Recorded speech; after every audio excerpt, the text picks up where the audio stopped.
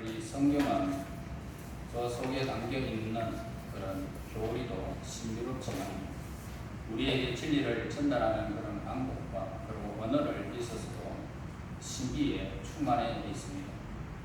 오늘 이 본문 1절에서 6절 말씀을 보더라도 지혜는 인간을 동정하고 조화하고 또 인간들에게 조화와 순결과 영생의 은혜를 널리 베푸는 것처럼 의인화하고 있습니다. 우리에게 더 큰 감동을 주고 있는데 하늘의 지혜는 인간의 영적 욕구를 충족시키기 위해서 많은 것을 준비해 놓고 있다는 것입니다. 여기서 지혜가 집을 지었다 라고 그렇게 표현된 것은 우리는 하나님의 교회에 대한 그런 개념을 새롭게 그렇게 하게 되었습니다. 교회를 지으신 분은 하나님이시며 그 기초는 인간을 구원하기 위해 충분하고도 남을 정도로 넓게 그리고 깊게 우리에게 지어졌습니다. 자, 우리들은 이 건물을 이루는 산 돌로서 정해진 위치에서 잘 맞도록 이렇게 갈고 다듬어져서 하나님의 사랑이라는 접착제로 충족시키는 그런 교회의 기초 되시는 하나님께 홍적으로는 동료 그리고 그리스도인들에게는 하나가 되게 하는 것을 건물이 연결된 것을 우리에게 가르쳐줍니다. 그래서 이 건물의 특징은 뭐냐면 안전성이 있고 내부성이 있다는 것입니다. 그래서 1절에서 7기둥이 나옵니다. 7기둥이 나오는데 7기둥은 바로 성경에서 기둥은 뭐를 뜻하느냐 하면 힘을 뜻하고 그리고 그 힘을 뜻하지만 아름다움이 있습니다. 기둥이. 그 다음에 내구성을 상징하는 것입니다. 그리고 7이라는 숫자는 완전함을 가리키고 있습니다. 즉 이 말은 기독교가 필요로 하는 모든 기둥과 버팀목과 지주를 하나님의 지혜가 공급해 주신다라는 그런 뜻입니다. 본문에서 또한 이 지혜가 은혜롭고 적절한 공급의 측면을 암시해주고 있는데 짐승을 잡는다는 이야기가 나옵니다. 자, 이 말은 뭐냐면 희생의 개념을 뜻하고 있습니다. 감사와 신선함은 포도주와 혼합한다라는 단어가 나옵니다. 그리고 오늘 동양인들은 포도주에 맛과 향기를 더하기 위해서 여러 가지 향료를 더하게 됩니다. 마침내 이제 그렇게 짐승을 잡고 포도주를 만들어 가지고 신선함으로 그리고 은혜롭게 적절하게 공급된 가운데서 큰 상이 차려지더라고요. 그래서 2절에서 상을 차리고 라고 합니다. 그래서 우리는 여기서 우리의 영혼이 천국에 들어갈 수 있도록 그렇게 인도하고 깨끗게 하고 훈련시키면서 우리에게 참 자유를 주고 우리를 현세의 행복과 영원한 영광으로 인도할 그런 진리가 복음 속에 담겨 있다는 것을 알 수가 있습니다. 즉 이 복음을 통하여 공급되는 무한한 사랑의 양식이 우리의 배고픔과 갈증을 필요할 때마다 적절하게 충족시켜 주신다는 것입니다. 그래서 지혜는 뭐냐? 이러한 잔치 자리에 인류를 초대하고 있다는 것입니다. 지혜는 하늘의 영으로서 상을 배설하고 손님들을 부르기 위하여 여종을 3절에서 또 보내게 되었습니다. 그들은 연약함과 순결함과 매력의 상징으로 나타내고 있습니다.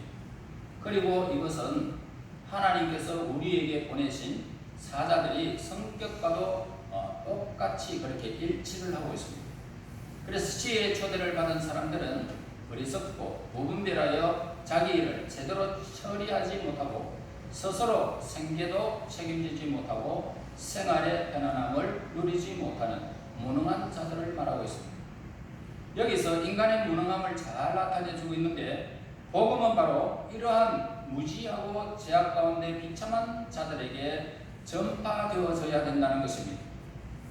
다음에 선포된다는 것을 우리가 알 수 있는데 우리는 여기서 지혜가 왜 그토록 우리를 간절하게 부르고 있는지 그 이유를 6절에서 말해주고 있습니다. 그래서 6절에서 어리석음을 버리고 무엇을 얻어라? 생명을 얻어라. 자, 이것이 바로 우리를 초대하는 목적이라는 것입니다. 이 세상에 우리가 살아가는 데 있어서 무능한 우리들을 말하고 있습니다. 무능하다 너희들. 지혜도 없고 이 세상 풍속을 따라 오늘 우리는 멸망으로 달려가는 우리에게 이 어리석음을 버려라. 세상 것을 버리고 생명을 얻어라 라고 우리를 초대하는 목적이 우리에게 담겨져 있습니다. 모든 생명은 어떻습니까? 귀중하죠. 그러나 종교의 이 생명, 인간의 영혼 속에 살아계시는 하나님의 생명이야말로 얼마나 고귀한지 모릅니다. 그래서 인생은 한마디로 양자택일이다 라고 요약할 수가 있습니다. 우리 모두는 인생을 시작하면서부터 이것이냐 저것이냐, 지혜냐 어리석음이냐 하는 선택의 기로에 서 있게 되는 것입니다. 인생의 모든 소원과 소란함이 우리 영혼 속에 들리는 잡다한 소리들도 사실상 이 두 가지로 축소시킬 수 있습니다. 인간에게 있어서, 특별히 청년들에게 있어서 저주라는 것이 뭡니까? 그들이 어디에 있든지 채 알기도 전에 열정과 습관 속으로 빠져버린다는 것입니다. 그러나 남녀노소를 막론하고 인간이 단순히 주위 환경의 노량물이 된다는 것은 너무나도 비참하고 그리고 불명예스러운 일이 아닐 수가 없다는 것입니다. 그런데 사람들은요, 젊은 사람들은 아니 우리 학생들만 보더라도 오락하는 것, 내 삶에 빠지는 것, 이게 잘못된 줄 모르고 하는 거예요. 그건 뭡니까? 어리석다예요. 어리석다. 그러므로 우리는 각자가 처해 있는 환경 속에서 신중하고도 중요한 결단을 내려야 된다는 것을 성경은 가르치고 있습니다. 인간이 자기가 하는 일에 대한 타당한 어떤 이유와 확고한 신념을 가지는 것이 바로 인간다운 행동이라는 겁니다. 오늘 저와 여러분들이 살아가고 있는 곳에서 환경을 지배하고 환경의 주인이 되어야 한다라고 성경은 우리에게 말합니다. 그래서 오늘 우리를 보시고 아담을 보시면서 지휘하고 다스려라. 그냥 모든 것을 그냥 다 그리고 땅에 편만해라. 그렇게 우리에게 인간에게 모든 것을 허락해 주셨습니다. 다시 말해서 우리는 환경을 지배하고 환경의 주인이 되라고 우리 하나님이 우리에게 맡겨주신 것입니다. 인생에는 두 갈래 길이 있습니다. 오직 두 갈래 밖에는 더 이상 다른 길을 찾을 수가 없습니다. 이 두 가지 길은 도저히 서로 화합할 수도 없고 일치할 수도 없는 길이 한 길, 두 길이 있습니다. 따라서 우리가 이 두 가지를 어떻게 선택하느냐라는 것에 달려있다는 겁니다. 그래서 우리가 무엇을 선택하느냐 크기에 따라서 극과 극이 펼쳐지는 것입니다. 행복이냐 불행이냐는 것입니다. 믿음이냐 불신이냐 엄청난 차이가 있는 것입니다. 다시 말해 천국과 지옥입니다. 우리는 먼저 지혜를 선택해야 할 것입니다. 본문에서 어인화되어 있는 두 명의 요구자, 즉 지혜와 어리석음, 이걸 우리가 한번 비교해 보자는 겁니다.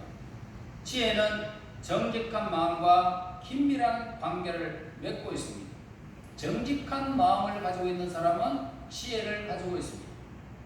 그것은 지적으로 도덕적으로도 탁월한 것입니다. 지혜의 핵심은 정직입니다. 그것을 이루고 있는 성류조직은 그 속에는 의로움이 있고 그 속에는 하나님의 거룩함이 그 속에 있습니다. 이 지혜는 단순히 인간 혼의 속성만을 말하는 것이 아닙니다. 만일 인간이 지혜로워지고 싶다면 인간 속에 있기 이전에 이미 하나님 속에 있었던 이 지혜를 우리가 가져야 되는 것입니다. 그러므로 지혜는 하나님의 능력이고 하나님의 지혜인 것입니다. 그래서 지혜를 얻은 자는 하나님의 능력을 얻은 사람입니다. 살아있는 사람 속에서 모든 지혜가 고도로 구체화되어 가고 있습니다. 하나님의 지혜가 아닌 것은 모두가 13절에 뭐라고 말합니까? 미련한 계집의 것임을 우리는 알아야 된다는 것입니다. 미련한 계집의 것이다. 예수님께 속해 있지 아니하고 예수님을 통하지 아니하고 우리에게 들려오는 모든 음성은 만일 우리가 청종한다면 우리를 나쁜 길로 인도할 시끄럽고 끈질긴 음료의 음성인 것을 알아야 됩니다.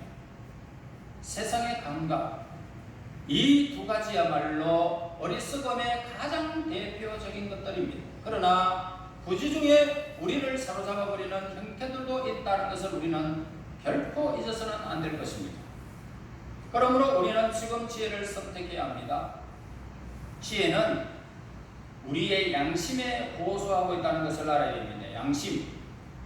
양심이 아무런 거리낌이 없다면 여러분들은 하나님께 속한 자였기에 여러분들은 지혜로운 사람입니다. 그러나 양심에 호소하고 있다는 겁니까? 양심이 이상하게 화인 맞은 것 같고 이상하게 행복하지도 않고 그러면 분명히 오늘 여러분들은 하나님으로부터 멀어진 것입니다. 반면에 어리석음은 어떻습니까? 오직 쾌락의 감각, 육신의 욕구에만 늘 호소하는 것이 쾌락입니다. 육신이 하고 싶은 대로 하잖아요. 이 모두 지금 우리의 결심을 요구하고 있다는 겁니다. 결심해라. 그러나 우리에게는 결단을 이루는 안일한 경향이 있다는 것을 잊어서는 안 됩니다. 이렇게 하리라 저렇게 하라 결단을 했는데 시간만 지나면 잊어버린다는 겁니다. 그러나 이렇게 결단을 미루면 미룰수록 어떻게 될까요? 더욱더 결심하기가 어려워지는 것입니다. 비극입니다. 우리가 그냥 지나쳐버리는 매일매일의 우리의 결단력을 빼앗아가고 결단할 수 있는 동기마저 빼앗아가버리게 될 때에 오늘 우리는 인생의 비참함을 느낀 채 내가 왜 그런 일을 당해야 되는지도 알지 못하는 것으로 가는 것입니다. 그러므로 우리는 지금 우리가 결단하면서 무엇을 선택하느냐? 지혜를 선택하라는 것입니다. 다시 말해서 지혜는 하나님께 속한 것입니다. 하나님 편에 내 삶을 던져라는 것입니다. 참된 종교는요, 두 가지 특색을 가지고 있습니다. 그것은 뭡니까? 악을 행하기를 멈추어버리고 선을 행하도록 가르치고 있다는 것입니다. 6절에서 어리석음을 버리고 생명을 얻어라, 명철의 길을 행하라 라고 그렇게 말합니다. 여기서 이 두 가지 길에 대한 의미를 우리에게 가르쳐주고 있는데요. 우리는 하나님께서 말씀하시는 어리석음과 세상적인 기준에서 보는 어리석음은 큰 차이가 있다. 이걸 우리에게 가르쳐주고 있습니다. 세상적인 어리석음과 하나님께 어리석음. 그러니까 욕심 많은 사람은 재산을 모으는데 관심이 없거나 그 반면에 서툰 사람을 보면은 뭐라고 말합니까? 저 사람은 참 어리석다. 또 쾌락주의자들은 편안하고 즐거운 삶을 자기는 만끽하고 있는 것 같은데 그렇게 못하고 아웅바웅하는 사람들을 보면서 아이고 어리석다 그렇게 손가락질을 합니다. 또 야망을 베푼 사람은 어떻습니까? 야망에 부푼 사람들은 세상적 명예를 중시하지 않는 자들을 보면서 아이고 어리석은 자야 라고 그렇게 손가락질도 합니다. 그러나 성경에서는 어떻습니까? 우리가 아무리 세상적 지혜를 많이 가졌다 해도 하나님에 대한 지식이 무지하다면 우리는 어쩔 수 없이 어리석은 자의 범주에 들어가야 된다라고 성경에서 하나님이 말씀합니다. 우리는 복음서를 통해서 어리석은 부자를 예수님께서 비유로 설명하는 모습을 보게 됩니다. 그는 자신을 위하여 땅에 부를 쌓을 뿐만 아니라 하나님을 향해서도 빈털털이었다는 것입니다. 그는 자신의 위대한 존재 목적을 무시했고 죽음에 대한 준비를 전혀 하지 않았기 때문에 예수님으로부터 어리석은 자야 오늘 밤에 네 우리 영혼을 데리고 갈 터이니 지금까지 땅에 쌓았던 것이 누구시 되겠느냐. 이 어리석은 자야 그러면서 낙인을 찍어버렸습니다. 간단히 말해서 모든 종류의 죄, 예를 들면 불신앙, 불순종, 영혼에 대한 무관심. 자, 이 성경에서는 가장 어리석은 것으로 간주하고 있다는 것입니다. 그리고 가장 큰 어리석음은 영원한 생명이냐 멸망이냐 이 중요한 기로에서 경솔하게 행동한단 말이에요. 아무런 가치 없는 것으로 평가한다는 것이죠. 여러분, 우리가 여기서 살면 누가 10년을 보장하며 누가 내일을 보장할 수 있으며 누가 100세까지 보장할 수 있습니까? 아무도 보장이 안 됩니다. 길 나가다가도 어떤 사람의 죽음의 소식을 듣게 되는 일들이 얼마나 많은지 모릅니다. 여러분, 하나님께서 우리를 용서하시고 하나님과 우리 사이에 막힌 담을 허시기 위해서 제안했던 수단을 거부해버리고 우리에게 베푸신 하나님의 자비를 왜곡해 버린다면 이보다 더 큰 하나님의 진노하는 일이 어디에 있겠느냐는 것입니다. 이보다 더 큰 어리석음이 이 세상에는 있을 수가 없다는 것입니다. 이 세상에서 우리는 어리석은 자의 길을 어떤 것인지 이제 알았기 때문에 여러분, 명철의 길은 그 반대로 생각하면 아주 쉽습니다. 명철은 어리석은 것이 아닙니다. 욥기서 28장 28절에 말씀합니다. 주를 경외함이 지혜요 악을 떠남이 명철이다 라고 했습니다. 솔로몬은 거룩한 자를 아는 것이 명철이니라 라고 말했던 것입니다. 여러분, 우리는 어리석음을 버려야 됩니다. 명철의 길을 행하는 것은 대단히 중요한 것이다 말입니다. 여러분, 하나님을 얼마나 아십니까? 우리는 왜 거룩하지 못한 친구들, 경건치 못한 습관, 경건치 못한 사상, 그런 책들, 아니 경건하지 않는 것이라면 모두가 버려야 되지 않느냐는 것입니다. 그것은 우리 창조주께서 그러한 것들을 버리라고 명령하셨습니다. 그러나 친절하게도 성경은 우리에게 약속과 경고를 통해서 그 사실을 더 확실하게 깨닫게 해주고 있습니다.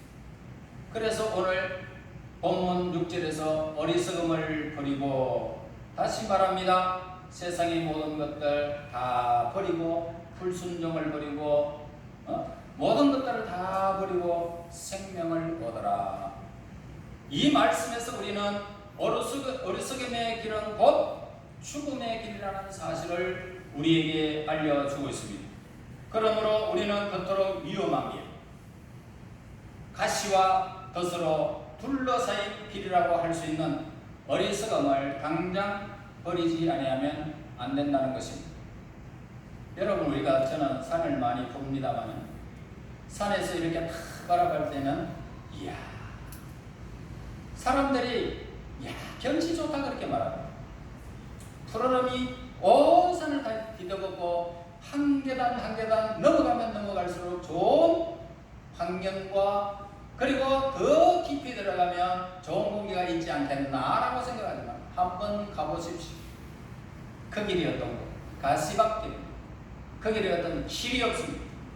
엎어지고 자빠지고 가다가 죽습니다. 죽어. 언제 죽을지 몰라요. 위험한 길이에요. 멀리서 갈 때는 괜찮죠. 다시 말해, 세상의 것은 멀리서 볼 때는 아름답고 모든 것이 다 내게 좋은 것 같지만 아니란 말이에요. 그거 버리라 그래요. 하나님 길로 가라. 정확한 길로 가라. 길로 하나님이 만들어 놓으신 길로 가거라. 그 길이 평탄한 길이다. 예수님이 닦아놓은 그 길만 가면 돼요. 그래서 오늘 어리석음을 버리라는 명령을 덧붙여서 본문에서 무슨 말을 합니까? 명철을 행하라. 그렇게 말합니다. 명철을 행하라. 이 두 가지 의무는 뭡니까? 사실상 불가분의 관계라는 것입니다. 왜냐하면 멸망의 길에서 발걸음을 돌리게 되는 순간 이렇게 저절로 우리의 발걸음은 어디로요? 하나님의 생명길로 옮기게 되는 것이죠. 두 가지를 똑같이 갈 수는 없어요. 길로 가면 길로 갈 수 있어요. 그러나 산으로 가면 길이 안 나와요. 한번 가보세요. 잃어버리죠. 왜 산에 들어가 사람이 죽습니까? 그렇게 등산 많이 한 사람들도 산에는 동서남북을 알 수가 없어요. 자, 그런데 여기서 특별히 주의가 요구되고 있는데, 왜냐하면 마치 전쟁에 나갈 차비만 갖추고 승리를 주어진 것처럼 쉽게 만족하는 경향이 있다는 것입니다. 우리가 제 길이 어리석은 길이다 라는 것을 아는 것만으로 충분하지 않다는 것입니다. 우리는 여기에서 한 걸음 더 나가라는 것입니다. 쟤는 나쁜 길이다, 그것만 해가지고 안 된다, 한 걸음 더 나가라. 명철의 길에 대해서 배워라, 이렇게 말합니다. 명철에 대해서. 명철은 하나님을 아는 것을 말하고 있습니다. 자, 우리는 의로운 길을 가라는 것입니다. 의로운 길로. 그리고 우리가 이러한 명철의 길로 들어가야 한다라는 것은 아무리 강조해도 지나치지 아니할 정도로 너무너무 중요한 일입니다. 왜냐하면 다른 길을 통해서 우리가 천국에 도달할 수만 있다면 괜찮은데, 다른 길에는 천국에 이를 수가 없기 때문입니다. 우리는 본문을 통해서 신앙에는 능동적이고 열성적 노력이 수반되어야 한다는 것을 우리가 깨닫게 되어집니다. 버려야 할 길이 있고 발견하여 계속 따라가야 할 길이 있다는 것입니다. 버린다는 것은 뭡니까? 우리의 악습관을 무관심하거나 일부만 고치거나 일시적으로 중단하는 것을, 이상의 것을 의미하고 있다는 것입니다. 내가 한 가지 일이 나쁘다면 다른 것도 나쁜 면은 똑같은 것입니다. 그 이상의 일부만 고치는 것이 아니에요. 그래서 어리석음을 버린다는 것은 확실하게 하나님 앞에서 그 말씀에 순종하고 복종하여 하나님을 아는 명철함이 더해지는 것이 어리석음을 버리는 것이고 지혜를 택하는 사람입니다. 악을 버리고 선에 속한 자가 되어 생명길로 인도함을 받는 하나님의 사람들이 되시기를 예수님 이름으로 축원합니다. 하나님 아버지, 오늘도 이 세상 살아가면서 머리부터 발까지 이 세상의 것 때문에 고통과 번민에 빠져있는 저희들을 불쌍히 여기셔서 이 자리에 하나님의 말씀을 다시금 껴줘 주심을 진실로 감사합니다. 늘 회개하는 마음으로 우리의 더럽고 추한 욕심을 버리고 불신앙을 버리고 하나님을 향하는 열정과 뜨거운 하나님께 향하는 믿음을 더하여 주셔서 우리 하나님께서 허락하시는 그날까지 명철하여 어리석음을 버리고 지혜롭게 하나님께서 주신 세상을 잘 살아서 최후 승리 얻는 그날에 칭찬받는 하나님의 사람들이 되게 인도하옵소서. 예수님 이름으로 기도하옵나이다. 아멘. 올해 8장